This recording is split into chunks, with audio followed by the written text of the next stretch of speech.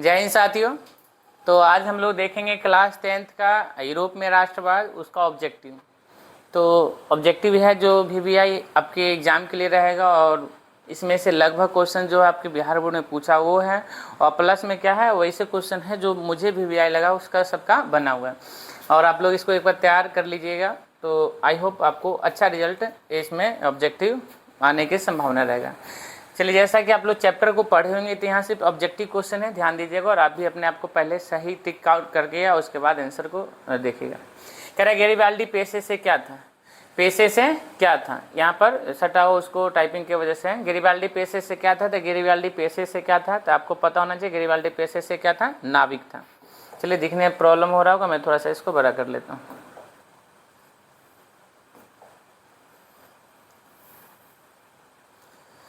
चलिए, अगला question, Garibaldi पेशे से क्या था, तो नाविक था।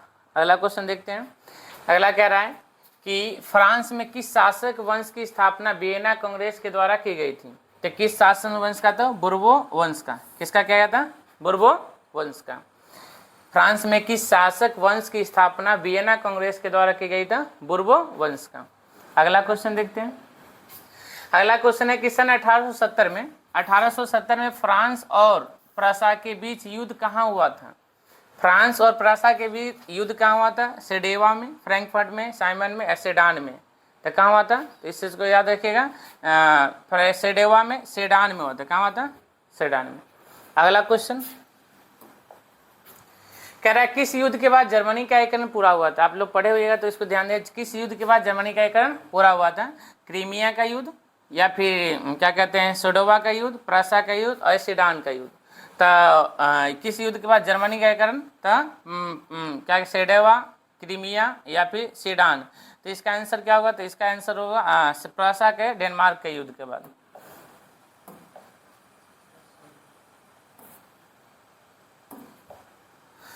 प्रसा के डेनमार्क के युद्ध के बाद।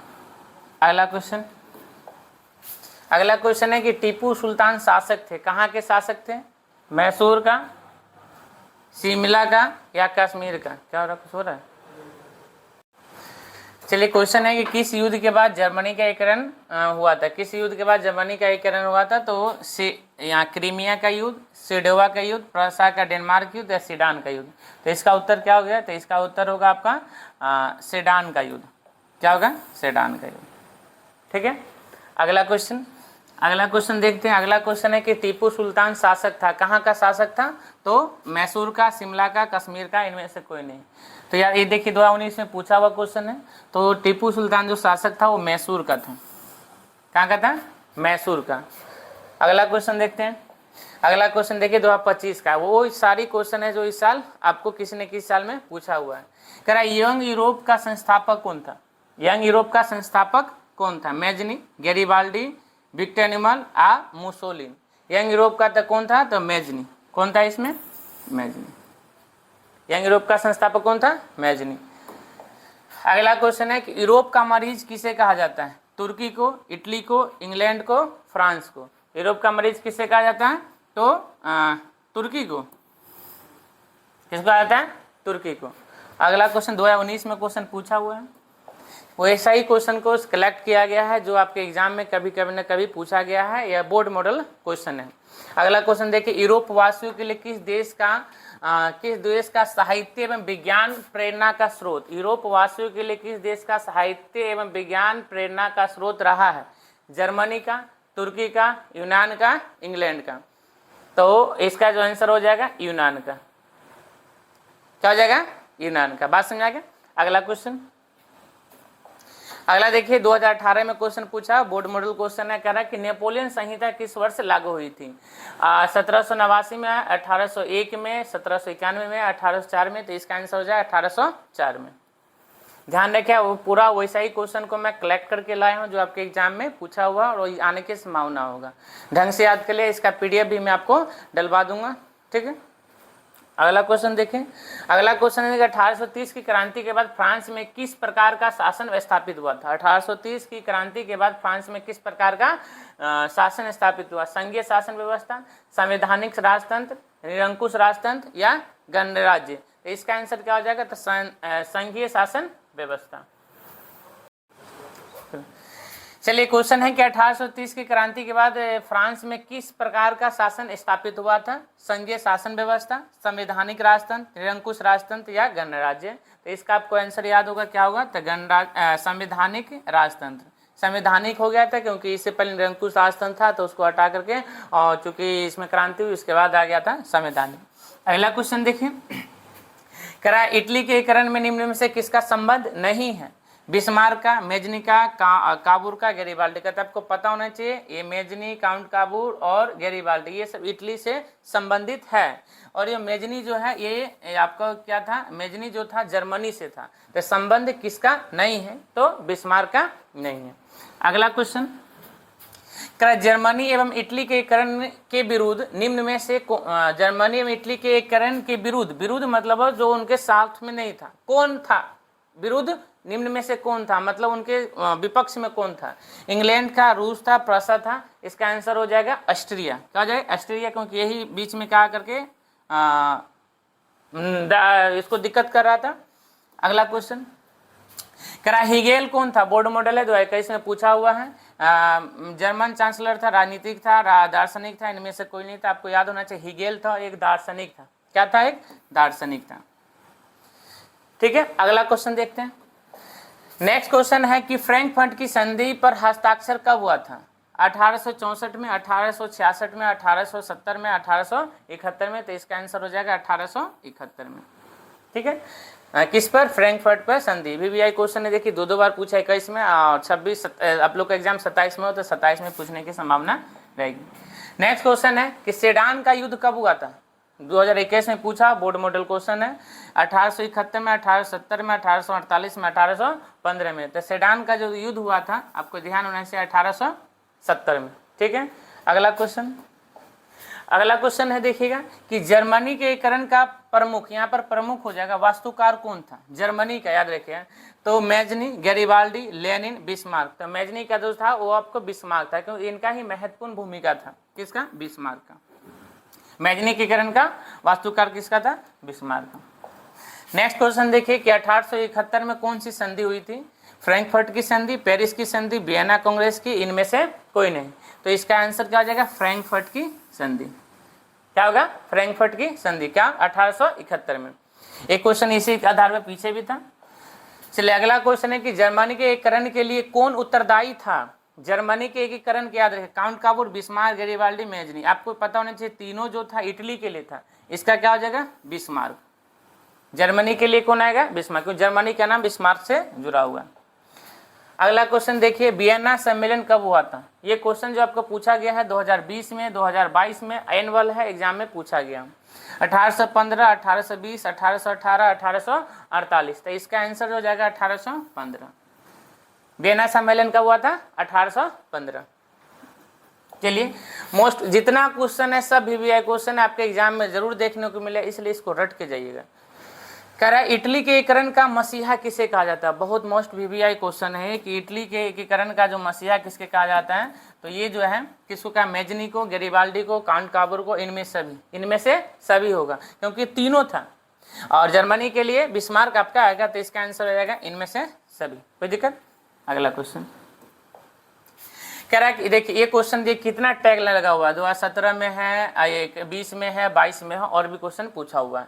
कह रहा है काउंट काबूर को नियुक्त किया विक्टर एनुअल ने किस पद पर? सेनापति पर, फ्रांस में राजदूत पर, प्रधानमंत्री पर, गृह मंत्री पर? तो इसका आंसर हो जाएगा प्रधानमंत्री पर। क्या चीज पर किया था? प्रधानमंत्री पर। ठीक है, किसको? तो काउंट काबूर को। किसने? विक्टर एनुअल ने। चलिए अगला क्वेश्चन आपका कह रहा कि जालवेरिन एक संस्था थी। जालवेरिन एक संस्था थी, किसका संस्था था? क्रांतिकारियों की, व्यापारियों की, विद्वानों की, अपादरी, सामंतों की? तो आपको पता होना चाहिए ये जो जालवेरिन जो एक संस्था था किसका था? तो ये तो व्यापारियों का। किसका था? व्यापारियों का। चलिए अगला क्वेश्चन 2023 में पूछा हुआ है एनुअल एग्जाम में कि निम्न में से किस सम्मेलन में जर्मनी की क्षतिपूर्ति राशि को कम कर दिया? जो जर्मनी में जो क्षतिपूर्ति है उसकी राशि को कम कर दिया गया था। क्वेटा सम्मेलन, वियना सम्मेलन, रियो डी जेनेरो, लासेना। तो इसका आंसर क्या हो जाएगा? तो इसका आंसर हो जाएगा लासेना सम्मेलन। क्या हो जाएगा? लासेना सम्मेलन। अगला क्वेश्चन है कि निम्न में से किसके योगदान से इटली का एकीकरण पूर्ण हुआ था? इटली का, याद रखिए इटली का। तो Mazzini, count Cavour, Victor Emmanuel, तो इनमें से सभी हो जाएगा। क्या हो जाएगा? इनमें से सभी। ठीक है, और याद रखिए जर्मनी के लिए बिस्मार्क। चलिए अगला क्वेश्चन एकदम वीवीआई क्वेश्चन है। हिगेल किस देश का दार्शनिक था? क्योंकि एक क्वेश्चन पहले था हिगेल क्या था, तो दार्शनिक था। आप ये क्वेश्चन है कि हिगेल किस देश का था, तो फ्रांस का, इटली का, और क्या जर्मनी का, ऑस्ट्रिया का। तो हिगेल का संबंध जो था जर्मनी से। कहाँ का था? जर्मनी का। अगला क्वेश्चन है कि वियना कांग्रेस का मुख्य उद्देश्य क्या था? जो वियना कांग्रेस जो बना था इसका उद्देश्य क्या था? इनका उद्देश्य, पहला ऑप्शन है गणराज्यों को पुनः स्थापित करना, लोकतांत्रिक को पुनः स्थापित करना, राजतंत्र को पुनः स्थापित करना, इनमें से कोई नहीं। तो इसका आंसर क्या जाएगा? राजतंत्र को पुनः स्थापित करना। किसका? वियना कांग्रेस का। अगला क्वेश्चन 2023 में पूछा हुआ क्वेश्चन है कि फ्रांसीसी क्रांति कब हुई थी? 1789, 1804, 1871, 1817। तो इसका आंसर हो जाएगा फ्रांसीसी क्रांति कब हुआ था? तो 1789 में, 1789 में।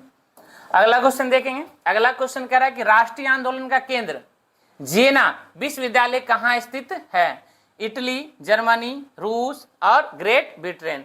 तो कहाँ था? तो ये जो जिएना विश्वविद्यालय जो था ये था जर्मनी में। कहाँ था? जर्मनी में। कोई दिक्कत? अगला क्वेश्चन कह रहा कि कोसुत का संबंध किस देश से था? कोसुत का संबंध किस देश से था? ऑस्ट्रिया से, यूनान से, पोलैंड से, हंगरी से। तो इसका आंसर क्या हो जाएगा? हंगरी। क्या हो जाएगा? हंगरी। ठीक है, अगला क्वेश्चन देखते हैं। एक बार क्वेश्चन को जरूर आप लोग पढ़िएगा, नहीं है तो सिर्फ मोबाइल लगा लीजिए, कान में यदि ईयरफोन का यूज करते लगा लीजिए, चुपचाप देखते रहिए, याद हो जाएगा। अगला क्वेश्चन है कि मेजनी का संबंध किस संगठन से था? लाल सेना, कार्बोनरी, फिलिक, हेटारिया या डाइट। तो ये जो मेजनी का संबंध जो था कार्बोनरी से। किससे था? कार्बोनरी से। अगला क्वेश्चन देखिए, करा कि देखिए ये क्वेश्चन एकदम मोस्ट वीवीआई की, देखिए 2014 में, 16 में, 22 में, 23 में, 27 में पूछ लेगा, लिख लीजिए 27 में पूछ लेगा। जर्मन राइन राज्य का निर्माण किसने किया था? लुई 18वां ने, नेपोलियन बोनापार्ट ने, नेपोलियन तृतीय ने, या फिर क्या कहता है बिस्मार्क ने। तो इसने किसने किया था? तो नेपोलियन बोनापार्ट ने। किसने किया था? Napoleon Bonaparte. अगला क्वेश्चन देखें। चलिए देखिए, लाल कुर्ती नामक संगठन का गठन किसने किया था? तो 2023 में पूछा हुआ। खान अब्दुल गफ्फार ने, सी राजगोपालाचार्य ने, मेजनी ने, सरदार वल्लभ भाई पटेल ने। इसमें कुछ मुझे मिस्टेक लग रहा है। मिस्टेक क्या है कि लाल कुर्ती आप पढ़े तो लाल कुर्ती का जो गठन किया था, एक ऑप्शन इसमें एक किसी काट लीजिए, इसको याद ही रख लीजिएगा। इसका जो आंसर होगा वो गैरीबाल्डी ने, गैरीबाल्डी ने। ठीक है, लाल कुर्ती का गठन किसने किया था? गैरीबाल्डी ने। इसमें ऑप्शन कोई नहीं है। ठीक है, याद रखिएगा। अगला क्वेश्चन है कि प्रथम जेनेवा कन्वेंशन कब हुआ था? प्रथम जेनेवा कन्वेंशन कब हुआ था? 1854 में, 1864 में, 1874 में, 1884 में। तो इसका आंसर देखिएगा 1864 में, प्रथम जेनेवा कन्वेंशन 1864 में। ठीक है, अगला क्वेश्चन नंबर हमारा है 34। टोटल 50 क्वेश्चन है, जिसमें 34 पे हम लोग आ चुके हैं। क्वेश्चन है कि इटली का एकीकरण कब पूर्ण हुआ था? मतलब इटली का एकीकरण कब पूरा हो गया था? 1861 में, 71 में, 1720 में, 1817 में। तो कब पूरा हो गया था इटली का एकीकरण? तो 1871 में इसका पूरा हो गया था एकीकरण। ठीक है, अगला क्वेश्चन। नेक्स्ट क्वेश्चन है कि लुई फिलिप किस देश का शासक था? लुई फिलिप जो है किस देश का शासक था? जर्मनी का, फ्रांस का, ऑस्ट्रिया का या इटली का? तो आपको आंसर होना चाहिए लुई जो फिलिप था वो कहाँ का था? फ्रांस का। कहाँ का था? फ्रांस का। कौन था? Louis Philippe. अगला क्वेश्चन देखिएगा, क्या निम्न में से कौन मित्र राष्ट्रों के गुट में नहीं था? ब्रिटेन, जर्मनी, फ्रांस और रूस। तो इसका आंसर कौन नहीं था? तो मित्र राष्ट्र में दो भाग में बटा था, तो कौन नहीं था? तो ये था जर्मनी। कौन नहीं था? जर्मनी नहीं था। अगला क्वेश्चन है कि बोहेमिया निम्न में से किस देश के अधीन था? बोहेमिया निम्न में से किस देश के अधीन था? ऑस्ट्रिया के, यूनान के, तुर्की के, पोलैंड के। तो इसका आंसर क्या हो जाएगा? तो ऑस्ट्रिया के। बोहेमिया किस देश के अधीन था? ऑस्ट्रिया के। चलिए अगला क्वेश्चन है 1871 में विलियम प्रथम कहाँ का सम्राट बना था? सम्राट बना था इटली का, इंग्लैंड का, जर्मनी का, पोलैंड का। तो कहाँ का सम्राट बना था? तो जर्मनी का। कहाँ का बना था? जर्मनी का। अगला क्वेश्चन 39, लुई सोलमे को फांसी कब दी गई? बहुत मोस्ट इंपोर्टेंट क्वेश्चन है। लुई सोलमे को फांसी कब दी गई? 1748 में, 1793 में, 1798 में, 1854 में। तो आंसर क्या हो जाएगा? 1793 में। अगला क्वेश्चन 40 पे आगे कि पेटसन की घोषणा के बाद किसने आत्मसमर्पण कर दिया? आत्मसमर्पण कर दिया। फ्रांस ने, जापान ने, वियतनाम ने या भारत ने? तो क्या हो जाएगा? तो जापान ने। किसने कर दिया था? जापान ने। अगला क्वेश्चन है कि सार्डिनिया का राजा कौन था? सार्डिनिया का राजा कौन था? विक्टर एनुमल, नेपोलियन, चार्ल्स, इनमें से कोई नहीं। तो कौन था? तो विक्टर एनुमल। ठीक है, कौन था? विक्टर एनुमल। अगला क्वेश्चन देखते हैं 42 नंबर, इटली के एकीकरण का प्रमुख नायक कौन था? यह बहुत इंपॉर्टेंट क्वेश्चन है। इटली के एकीकरण में मेजनी, कावूर, गैरिबाल्डी, इनमें से सभी। तो याद रखिएगा ये तीनों जो है ना इटली में आते हैं। तो कौन था? इनमें से सभी। आंसर जो हो जाएगा इनमें से सभी। कोई दिक्कत? अगला क्वेश्चन देखिए, क्या रक्त, ये तो लिख ही लो, ये लिख ही लो कि 2027 में ये क्वेश्चन आपको आ जाएगा। रक्त एवं लोह की नीति का अवलंबन किसने किया था, या रक्त एवं लोह की नीति किसने अपनाया था? ऐसे क्वेश्चन रहेगा। मेजिनी ने, हिटलर ने, बिस्मार्क ने या विलियम ने? तो इसका आंसर क्या हो जाएगा? तो बिस्मार्क ने। किसने अपनाया था? बिस्मार्क ने। कोई दिक्कत? अगला क्वेश्चन कह रहा है कि यूरोपीय सभ्यता का पालना किस देश को कहा जाता है? यूरोपीय सभ्यता का पालना किस देश को कहा जाता है? इटली को, रोम को, स्पेन को, यूनान को? इटली को, रोम को, स्पेन को, ईरान को? तो इसका आंसर हो जाएगा यूनान को। कोई दिक्कत? चलिए क्वेश्चन हम लोग का आ चुका है 44 पे। 45वां नंबर क्वेश्चन, निम्नलिखित में से कौन जर्मन का चांसलर था? 2025 में पूछा हुआ है। मेजनी, हिगेल, विक्टर एनुमल और क्या था? बिस्मार्क। तो जर्मन का संबंध या जर्मनी का संबंध जब भी आएगा तो हमारा क्या आ जाएगा? बिस्मार्क।